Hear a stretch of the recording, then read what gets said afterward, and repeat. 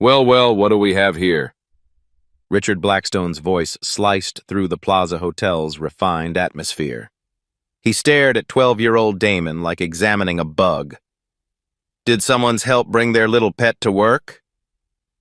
The tech billionaire grabbed a champagne flute from a passing tray and poured it slowly onto the marble floor.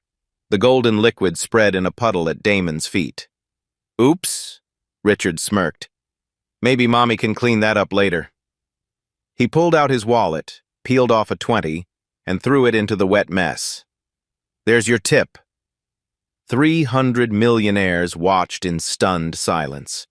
Phones emerged like vultures sensing prey. Richard's voice boomed across the ballroom. Tell you what, kid, your mother says you play music. Prove you're worth the air you're breathing. He pointed at the battered saxophone case.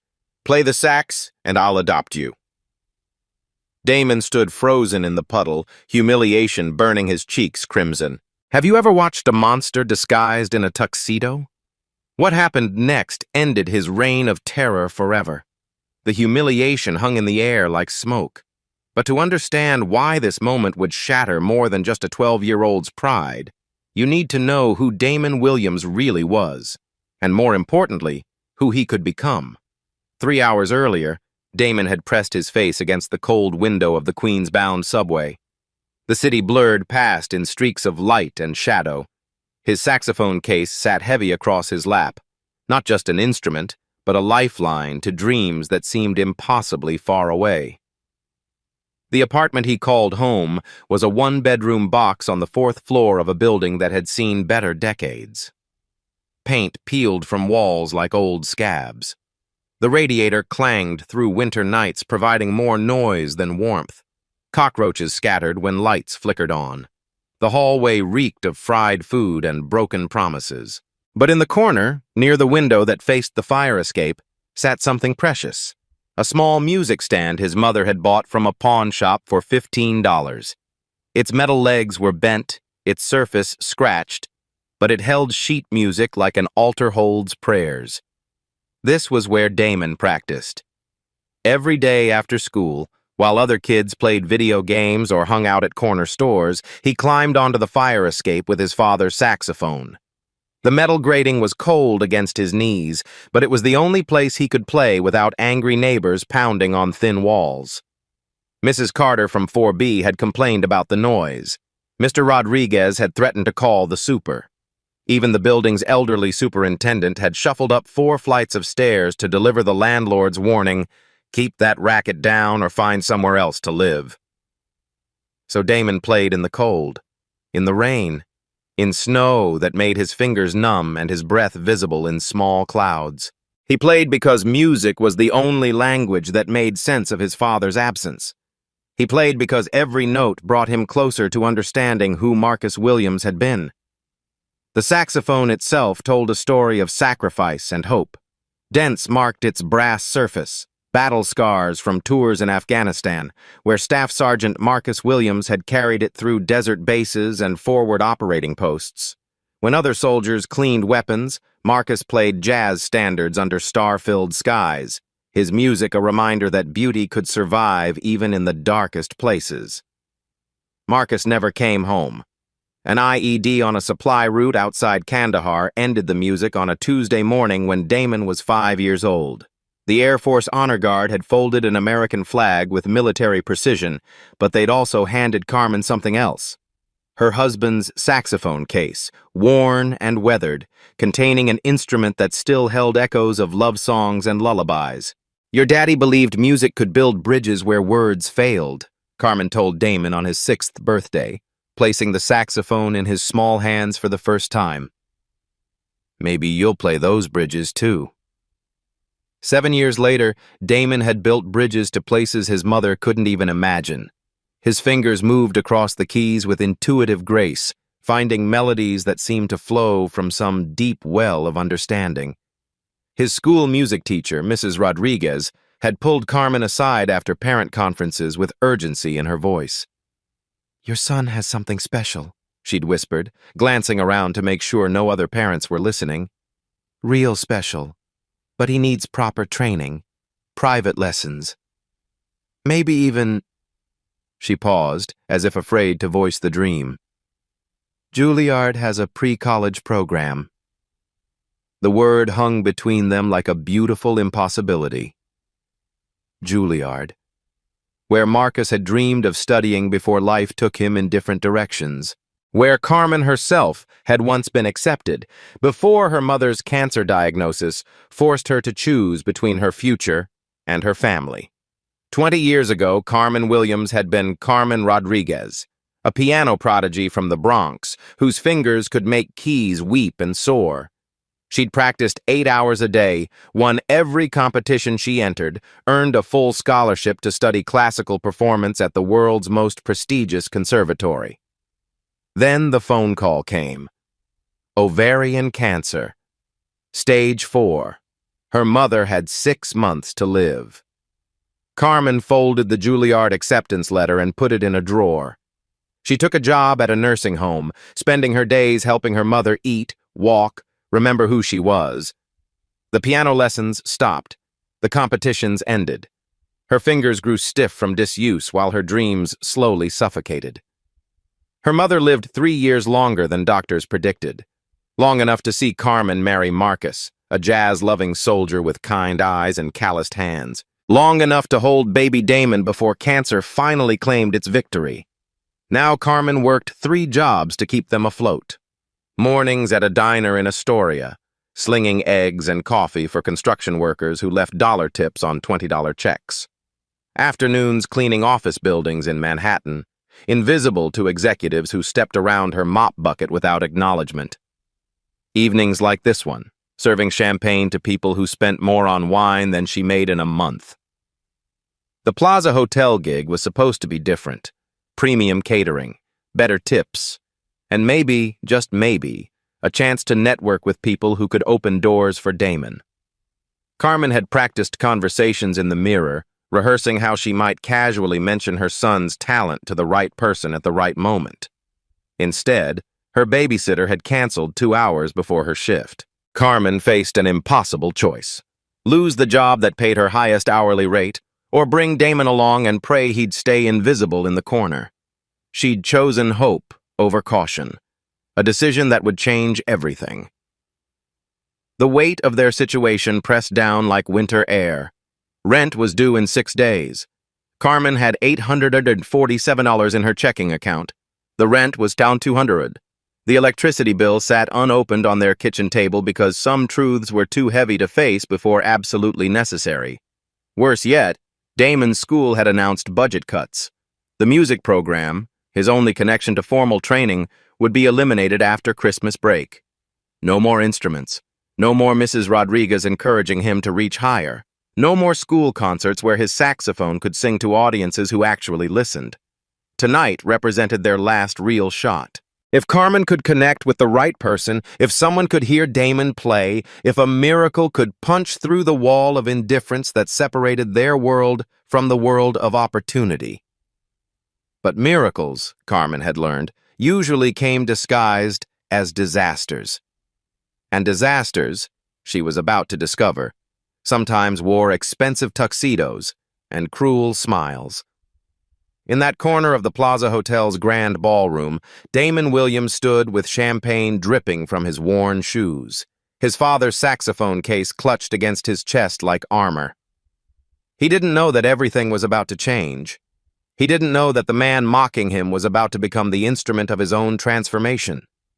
All Damon knew was that his face burned with shame, and 300 strangers were staring at him like he was an exhibit in a zoo. Richard Blackstone didn't just enter rooms. He conquered them. Tonight was no different. The billionaire had arrived at the Plaza Hotel in a motorcade that cost more than most people's annual salaries. 3 black SUVs with tinted windows. Personal security detail. The kind of entrance that made valets straighten their ties and doormen hold their breath. At 52, Richard commanded attention through the sheer gravitational pull of wealth.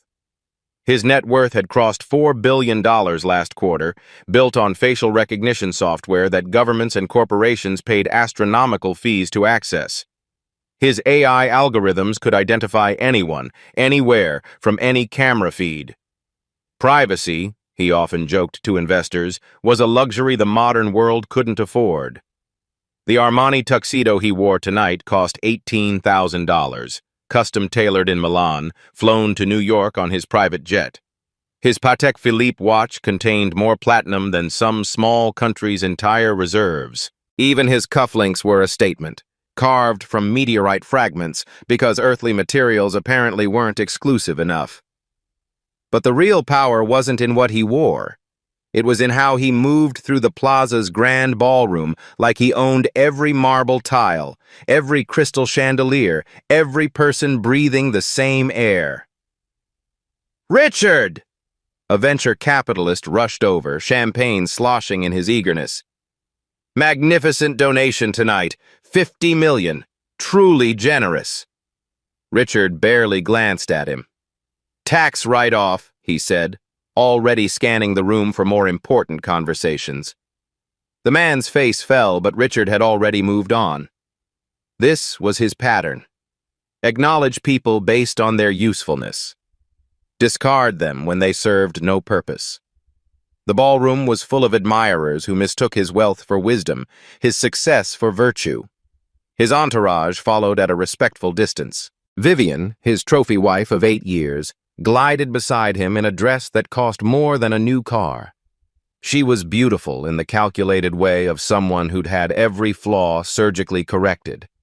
But tonight, something seemed different. The smile felt forced. Her laugh came a beat too late. Behind them trailed Marcus Carter, his personal assistant, a Harvard MBA who'd sold his soul for proximity to power. Marcus carried Richard's phone, his schedule, his secrets. He fielded calls from senators and tech CEOs while Richard sampled caviar and dismissed charities with casual cruelty. 2 bodyguards completed the procession. Former special forces, they looked like they could break bones with their pinkies. Their job wasn't just protection, it was intimidation, a reminder that Richard Blackstone was untouchable. "The quarterly projections look exceptional," Marcus whispered, holding up the phone screen. "Stock prices, acquisition targets, profit margins, the numbers that governed Richard's universe." "Of course they do," Richard replied, not bothering to look. "When you own the game, you don't worry about the score." This wasn't arrogance. This was a fact. Richard's companies had transformed entire industries. His software powered airport security, border control, and police surveillance. He knew things about people that they didn't know about themselves. Their faces, their movements, their digital footprints, everything was data to be collected, analyzed, monetized. But his greatest power wasn't technological. It was psychological. Richard had perfected the art of making people feel small.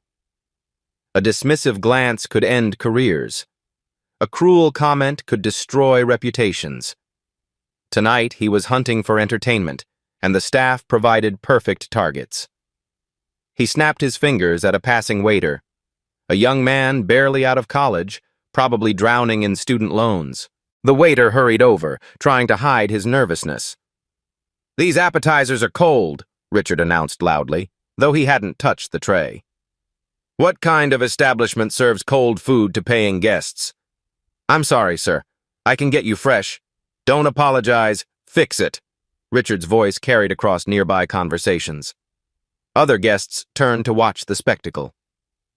"And next time, pay attention to details. That's what separates professionals from—" He gestured dismissively. "Whatever this is."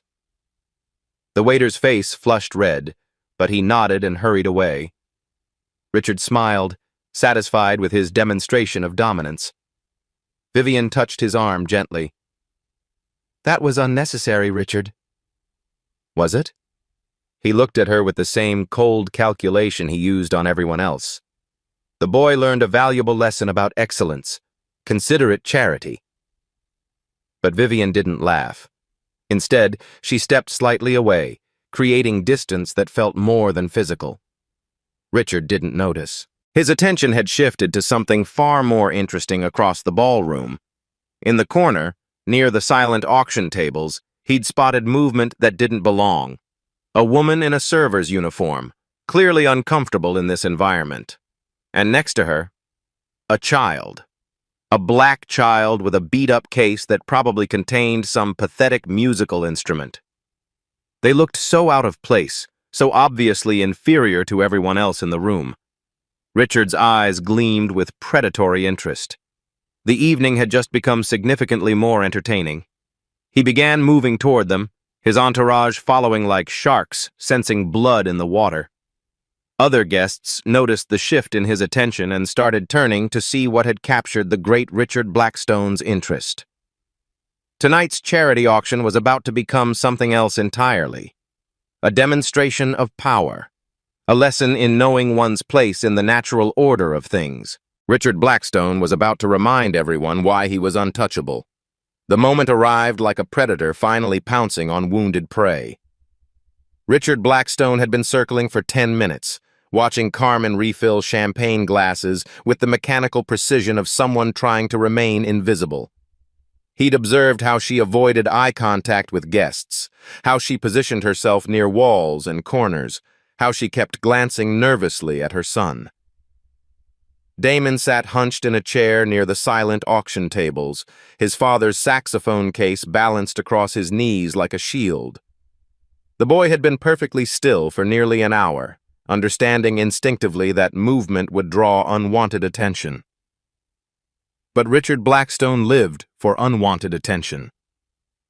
"Ladies and gentlemen!" His voice boomed across the grand ballroom like a dinner bell.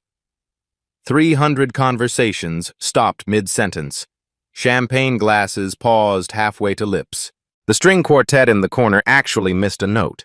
All eyes turned toward the tech billionaire standing in the center of the marble floor, his arms spread wide like a ringmaster about to announce the main event. "It appears we have a very special guest with us tonight." Richard's smile was the kind sharks wore before feeding. "A young musician who's crashed our little gathering." Carmen's blood turned to ice water. The champagne bottle in her hands trembled so violently she had to set it down before she dropped it. Across the ballroom, her supervisor, a stern woman named Patricia, who'd already warned her about inappropriate distractions, was glaring with murderous intensity.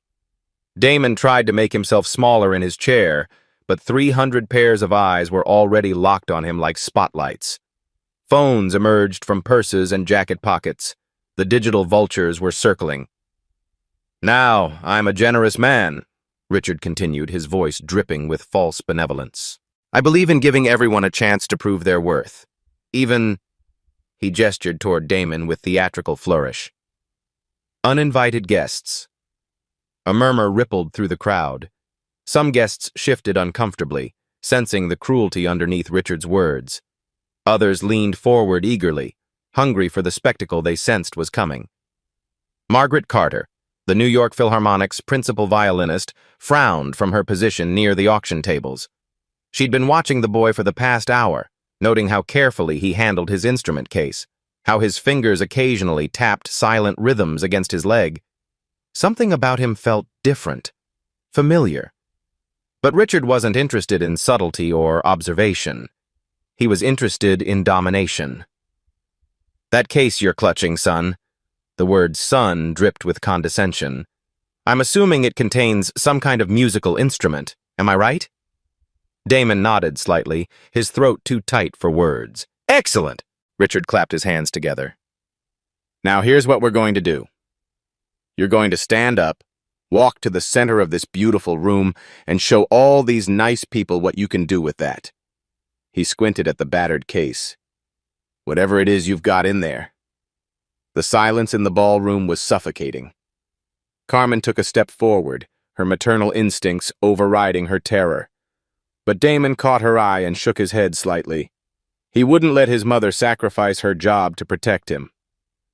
"But here's the thing," Richard continued, his voice growing louder, more theatrical. "I'm not just asking you to play. I'm offering you a deal. A once-in-a-lifetime opportunity." He reached into his jacket and pulled out his wallet. Italian leather, probably worth more than Carmen's monthly salary. With deliberate slowness, he counted out several $100 bills. "Play something that actually impresses me," really impresses me, and I'll pay for your music lessons for an entire year." The money fluttered in his fingers like bait on a hook. Private lessons with the best teachers money can buy. The crowd murmured appreciatively. To them, this sounded like generosity, like a fairy tale opportunity for a deserving child. But Richard wasn't finished. "However," his smile turned predatory, "if you embarrass yourself up there, if you prove that you're just another kid with delusions of talent, well," he shrugged with calculated indifference, "at least you'll have a good story about the time you tried to play with the big boys." The cruelty was masterful in its subtlety. To most observers, Richard appeared to be offering a golden opportunity.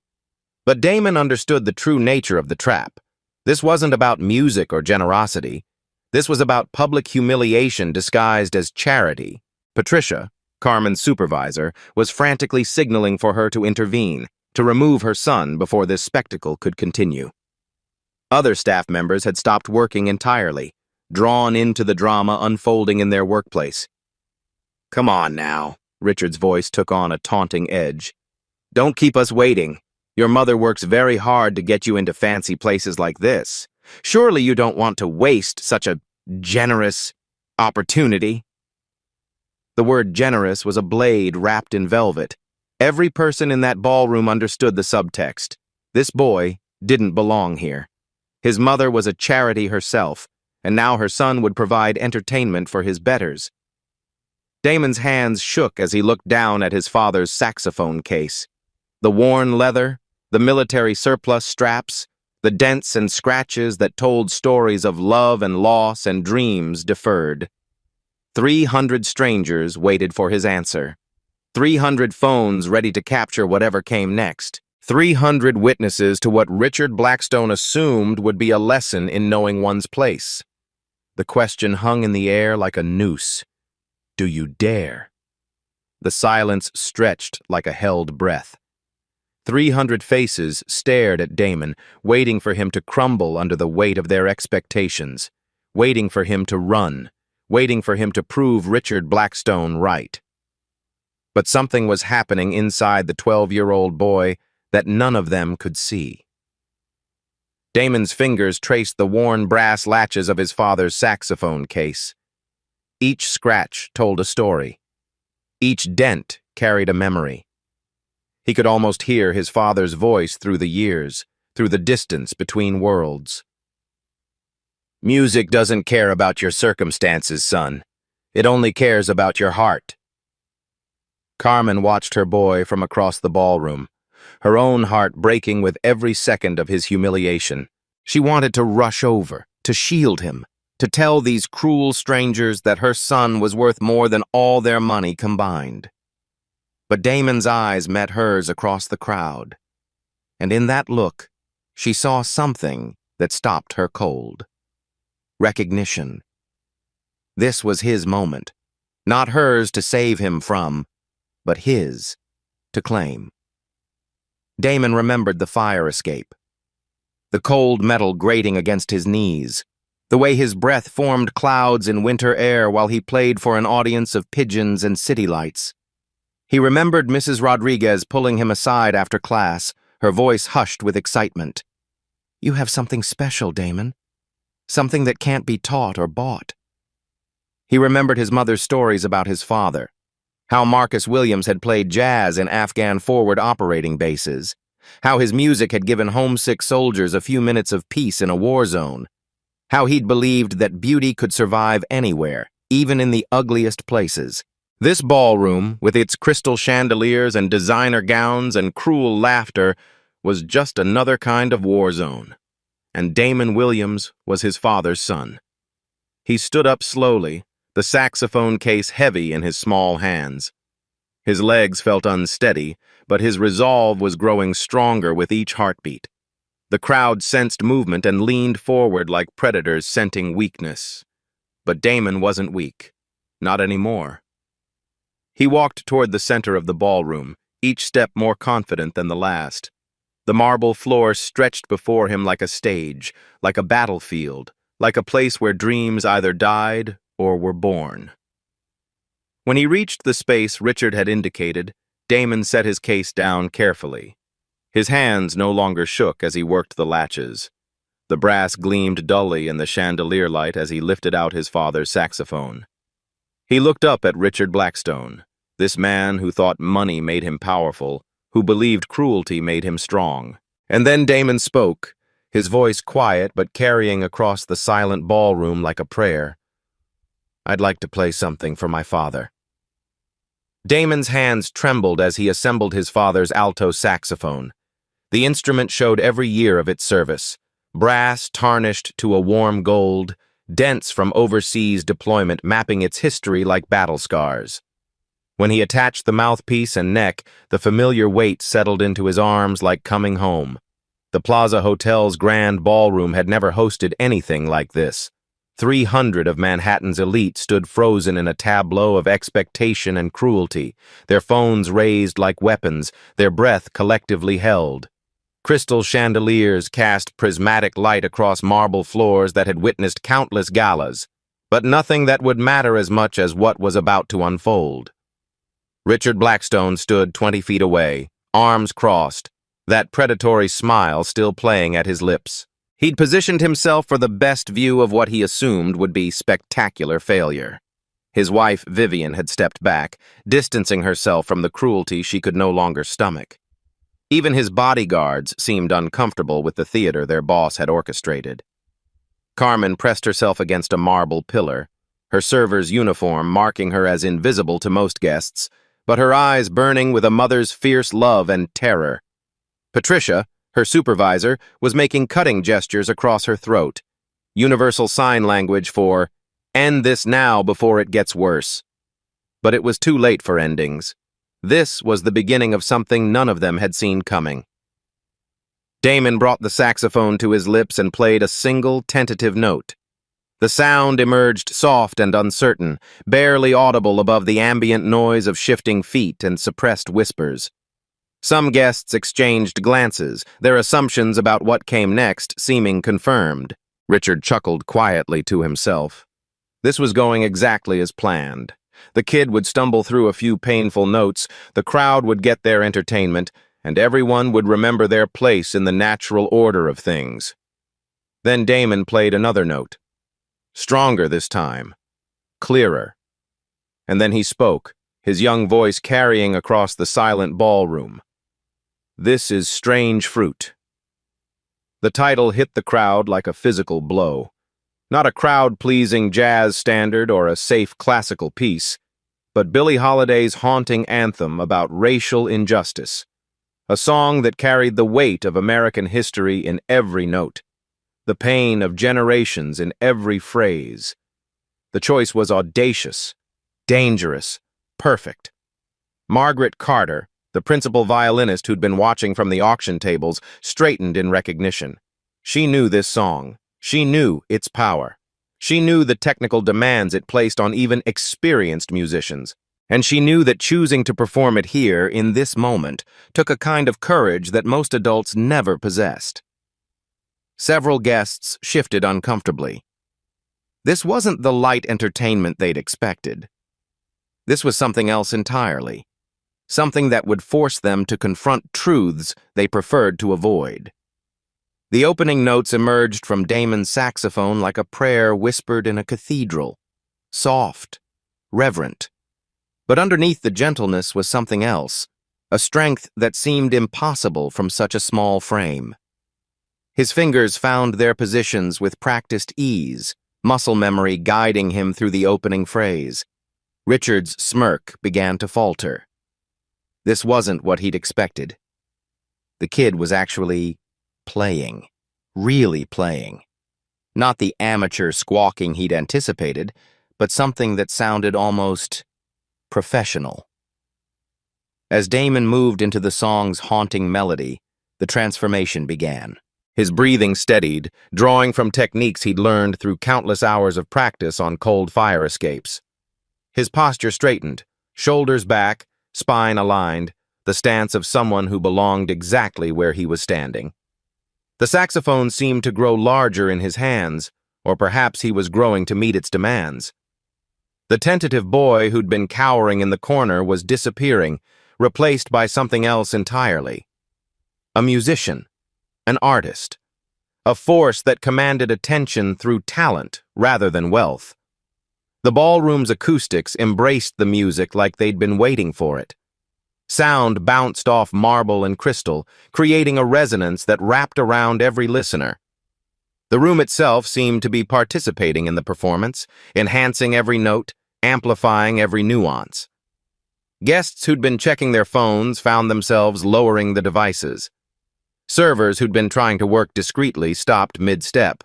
Even the bartenders in the corner had paused their glass polishing to listen. The entire ballroom was being drawn into something they hadn't expected, genuine art in a place designed for shallow display. Carmen recognized the change in her son's posture. She'd seen it before, during those cold evenings on the fire escape when Damon transcended their circumstances and touched something larger than their small world. But this was different. This was her son claiming space in a room designed to exclude him, transforming it through the power of his gift. The melody climbed and descended with emotional precision that belonged to musicians 3 times Damon's age. His fingers moved across the keys with impossible fluency, finding the spaces between notes where the real music lived. Each phrase built on the last, creating an architecture of sound that told a story without words. This wasn't just technical proficiency, it was storytelling through sound, prayer through melody, resistance through beauty. Every note was placed with intentionality that spoke to years of disciplined practice and natural understanding that couldn't be taught or bought. A tech executive near the back found himself remembering his grandmother's stories about the Jim Crow South. A philanthropist who'd never questioned her assumptions about deserving poverty felt something crack open in her chest. A hedge fund manager stopped calculating deals and started calculating the cost of his indifference. Margaret Carter was no longer just listening. She was analyzing with professional precision. The boy's embouchure was textbook perfect. His breath control was extraordinary for someone his age.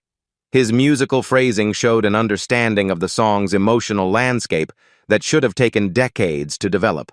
But more than technical skill, she recognized something rarer: musical intelligence. The ability to hear not just notes, but the spaces between them. To understand that music was conversation, not performance. To know that the audience wasn't separate from the art, they were part of it. Richard Blackstone's confident expression was crumbling in real time. His mouth had fallen slightly open, his arms uncrossed. His phone buzzed insistently with stock alerts, the digital heartbeat of his empire. But for the first time in years, he didn't check it. The music had bypassed his intellectual defenses and spoken directly to whatever remained of his humanity. Halfway through the piece, Damon reached the song's most challenging passage, a soaring, mournful phrase that had broken veteran musicians. The notes climbed higher, demanding perfect pitch control and breath support that seemed impossible from someone so young. The room held its breath. For one terrifying moment, the music seemed to hang in the balance. This was the moment Richard had been waiting for. The inevitable failure. The proof that talent without privilege was just delusion waiting to be exposed. Then Damon soared. The saxophone sang with a voice that seemed too large for the boy controlling it. The melody climbed with aching beauty, each note placed with surgical precision, each phrase building on the last until the music became something alive and breathing in the space between performer and audience. The sound filled every corner of the ballroom, bouncing off crystal and marble to create harmonics that seemed to come from everywhere at once. Damon's tone was pure, mature, carrying emotional weight that spoke to experiences far beyond his 12 years on Earth. Around the ballroom, the transformation was spreading like ripples in still water. A venture capitalist who'd abandoned violin lessons 40 years ago felt tears on his cheeks, remembering the music teacher who'd believed in him before ambition killed his dreams. A society matron thought about her housekeeper's daughter, suddenly seeing her with new eyes. A tech CEO found himself thinking about the janitor whose name he'd never learned, wondering what dreams moved behind those tired eyes. Vivian Blackstone watched her husband's face change, seeing something she hadn't witnessed in years: vulnerability. The man who controlled algorithms that could identify anyone, anywhere, was failing to recognize the boy standing 20 feet away. The child he'd tried to humiliate was teaching him something about power that his billions had never bought. As Damon entered the song's final movement, his saxophone seemed to channel voices beyond his own. Every silenced dreamer, every overlooked talent, every person who'd been told they didn't belong in rooms like this. The music built to a crescendo that didn't just fill the ballroom, it transformed it into something sacred. The chandelier crystals seemed to vibrate in sympathy with the sound. Champagne glasses sat forgotten on silver trays. The very air in the room felt different, charged with the electricity of witnessing something that shouldn't have been possible but was happening anyway. When Damon played the final note, a long, sustained tone that seemed to hang in the air like a challenge, like a promise, like a prayer answered, the silence that followed wasn't empty. It was pregnant with possibility, heavy with the weight of shifted perspectives, thick with the recognition that everything had changed. The last note faded into a silence so complete that the ballroom seemed to have stopped breathing. 300 people stood frozen, processing what they'd witnessed, understanding that they'd experienced something that would change how they saw the world. Then came the sound that would haunt Richard Blackstone's nightmares for years to come. Applause. Not polite charity gala clapping. This was a thunderous, overwhelming ovation that seemed to shake the crystal chandeliers themselves. 300 people rose to their feet as one, their hands coming together in recognition of something they'd never expected to witness. Some guests were crying openly. A venture capitalist wiped tears from his cheeks without shame. Even the servers had stopped pretending to work, joining the standing ovation with genuine enthusiasm. Margaret Carter was the first to find her voice. In 30 years of professional music, I have rarely heard such mature artistry from someone so young. Her words carried weight. This wasn't empty praise. This was the principal violinist of the New York Philharmonic, someone who knew the difference between talent and genius. Other voices joined hers. A Grammy-winning producer. Extraordinary. A Juilliard board member. We need to talk to this young man immediately. But all eyes gradually turned toward Richard Blackstone, the man who'd orchestrated this moment as entertainment and found himself witnessing his own destruction instead.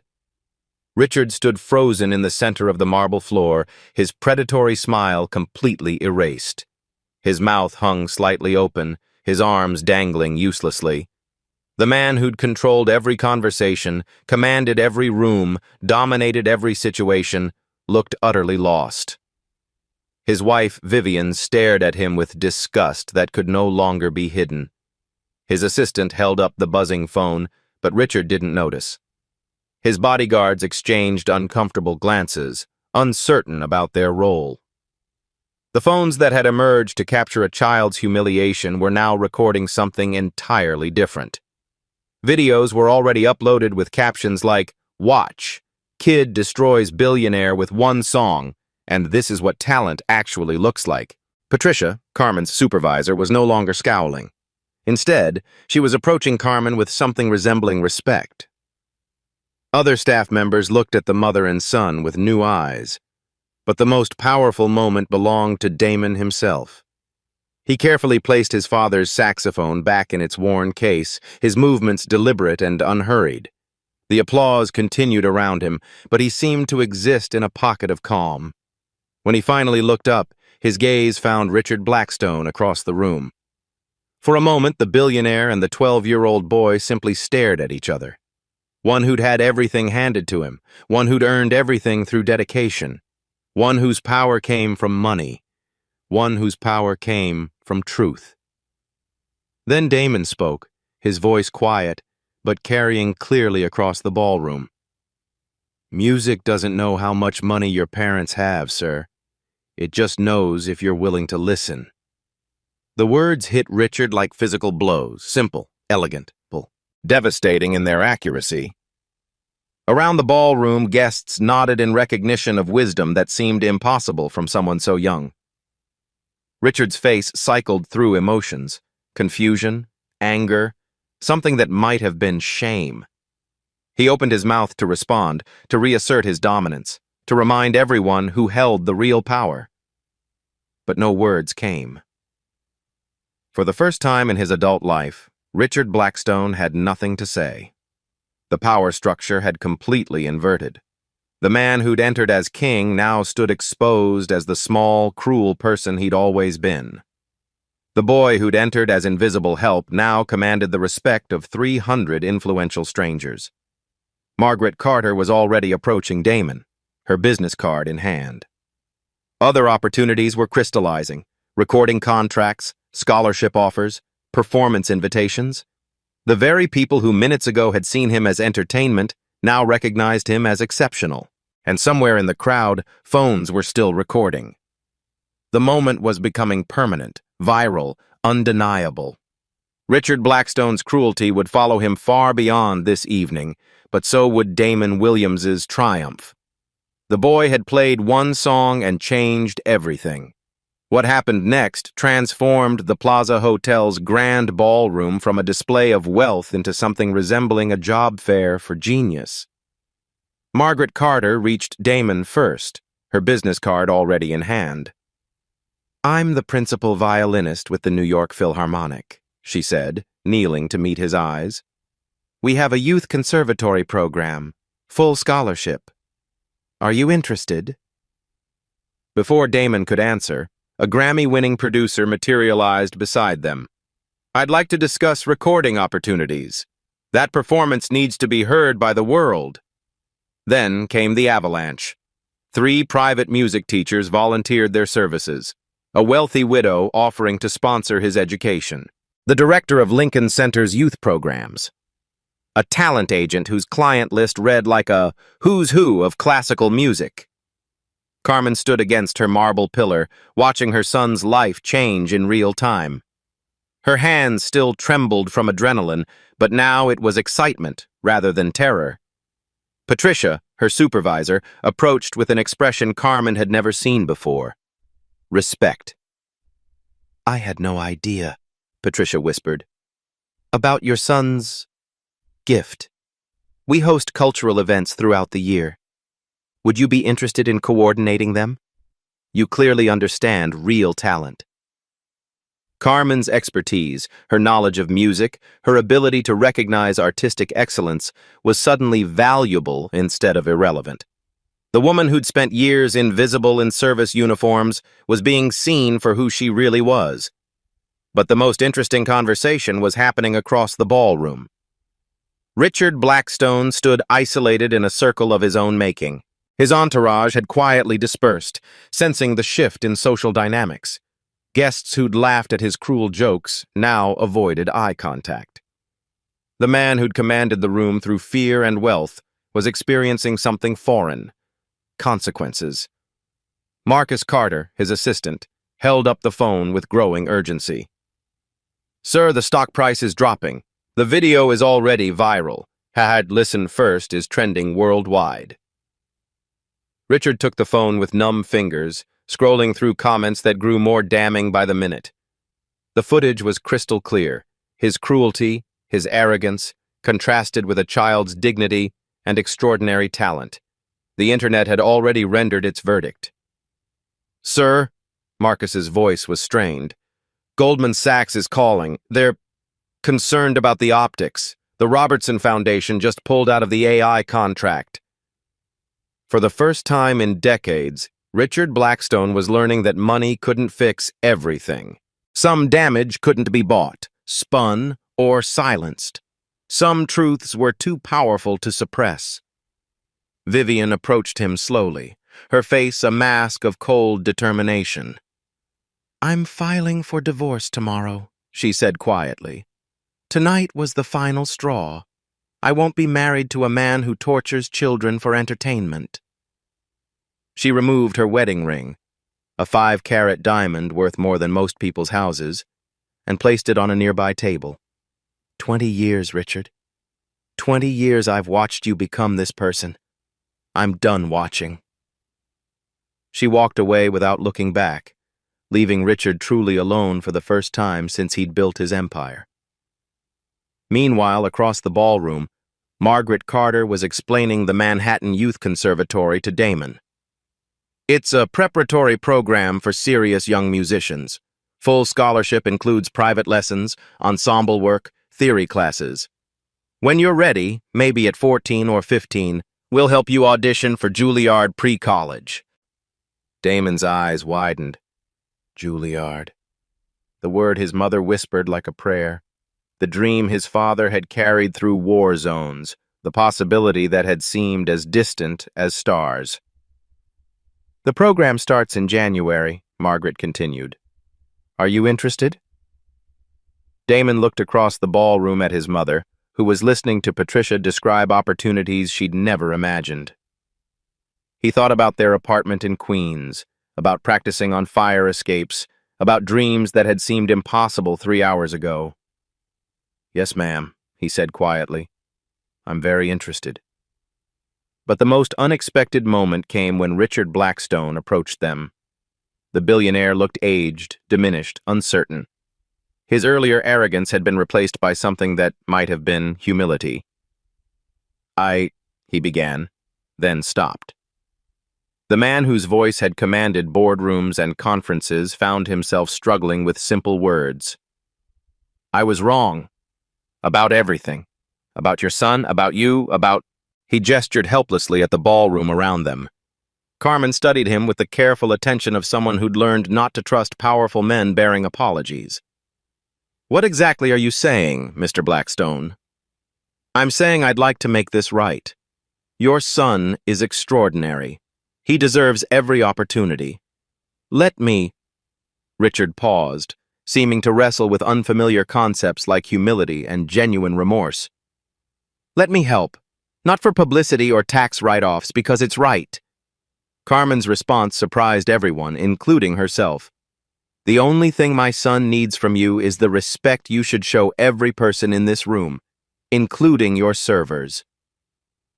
The words hung in the air like a challenge, like a lesson, like a promise that the old rules no longer applied. 6 months later, Damon thrived at the Manhattan Youth Conservatory. Carmen had launched her own cultural events business, finally using her knowledge and expertise professionally. They'd moved to a better apartment, but Damon still practiced on the fire escape, now by choice, not necessity. And Richard Blackstone? He was learning to listen. 1 year later, the Plaza Hotel hosted another charity gala. But this time, Damon Williams wasn't hiding in the corner. He was the featured performer. The same marble floors, the same crystal chandeliers, the same wealthy crowd. But everything had changed.